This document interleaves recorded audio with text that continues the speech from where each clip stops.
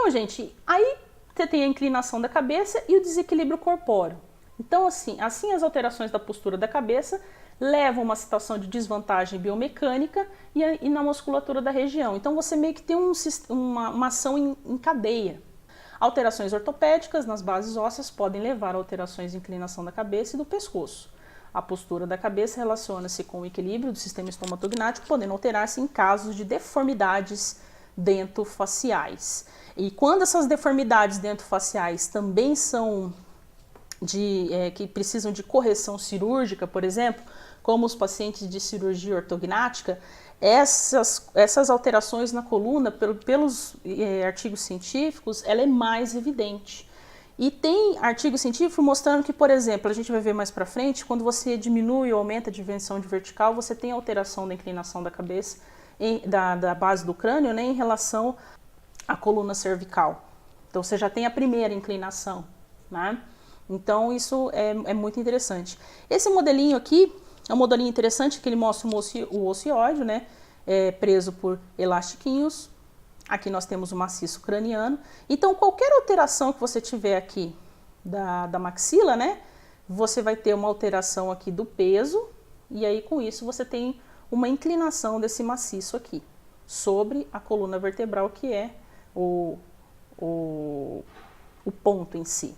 Depois que você tem... Aí, outra coisa que é interessante a gente descobrir, deixa eu sair da tela um pouquinho, é saber se essa inclinação que a pessoa tem na cabeça, que vai alterar aí em relação à coluna cervical, vai alterar também a coluna vertebral, que seria o nosso...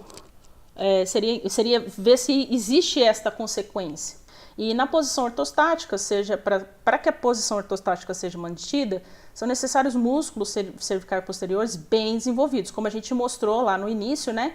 Os músculos que a gente tem nas costas tiveram que se desenvolver muito para conseguir puxar a nossa cabeça para trás.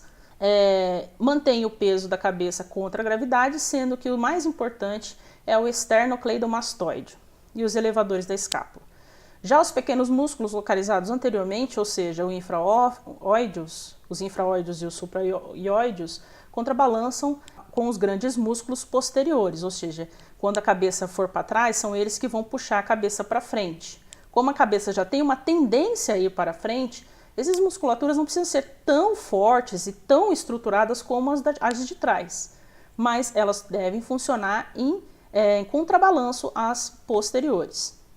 Cintura escapular, com frequência, pode causar dor, disfunções crânio-mandibulares, transtorno da deglutição e mastigação.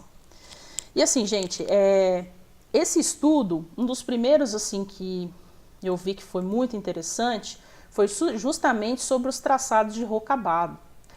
Rocabado ele fez um sistema de traçados em que você consegue ver se a coluna está retificada ou se a coluna está com uma inclinação menor, né? No caso, uma tendência à lordose. Então, dos traçados cefalométricos, é um dos poucos que a gente consegue fazer isso com uma tele, né? Ter uma certa noção. Não existem ainda traçados que puxam a gente, que você conseguiria fazer assim, uma radiografia maior, que você conseguiria ver num espectro maior, tanto a coluna cervical quanto vertebral. Você não consegue ver num espectro maior. Mas o Rocabado já dá uma noção de se há essa inclinação ou não.